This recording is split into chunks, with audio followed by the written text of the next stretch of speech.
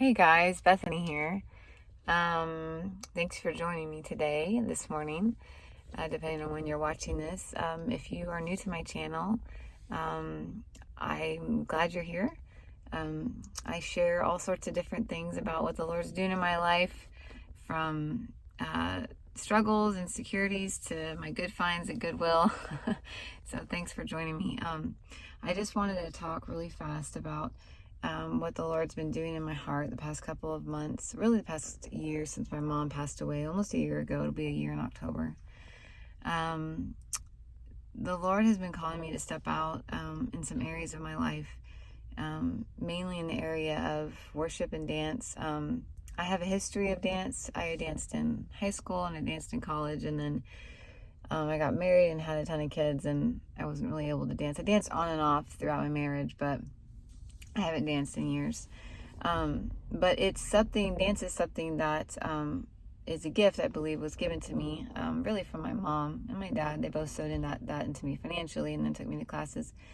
But now as an adult, I just turned 36. I really feel like this is a gift the Lord has given me to pour back into this world, into the community, specifically discipling younger girls. As well as music. I love music. I love playing piano. And so these are two gifts that I feel the Lord calling me to give back and to use to sow into the next generation. That being said, I wanted to talk about the fear and insecurity that comes when you walk into the calling that God has given you. And I would just like to say that I am no different than anybody else. I struggle with fears. I struggle with insecurities. I struggle, even last night, I was having trouble sleeping because my mind was racing and all these fears and doubts were coming to my heart and mind. And I had to really choose to fix my eyes upon the Lord and what He's done and His faithfulness and His strength. And that's really what this video is about today, is that, we can spend our whole entire lives focusing on our insufficiencies, or our deficiencies, I guess.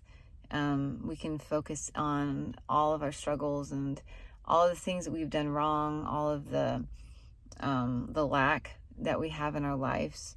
But I really believe, and I've seen in my own life, that it really comes down to a choice of focusing on what the Lord has done and His strength and His victory in our lives.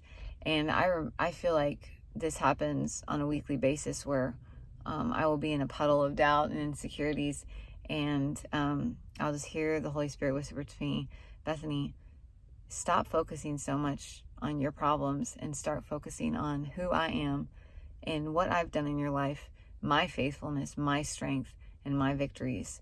And truly, I believe it's a choice. It's really a muscle that, at 36, I feel like I'm really starting to strengthen.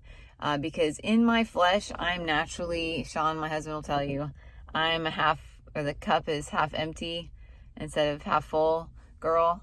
Like, that's just who I am naturally. Like, I always am gonna, if there's a new plan or there's a new thing going, I'm always gonna think, okay, what's the problem? What's gonna happen? What's gonna blow up? That's naturally who I am in my flesh. But in the Spirit of God, we are different. We are not who we are in the flesh. And so the Lord has really been teaching me how to focus in on that, and how to focus in on Him and His Spirit and what He's done. And when the anxiety comes, to trust Him, that when you get into that moment, so for me, it's, getting into the dance class, or whatever it is for you, whatever the Lord's called you to, when you get there, trusting that the Holy Spirit is going to show up and that He's going to give you the tools, the strategy, and the victory that you need in your life to walk in obedience into what God's called you to. And I was just actually reminded, I was doing a Bible study, and just reminded of the story of Moses.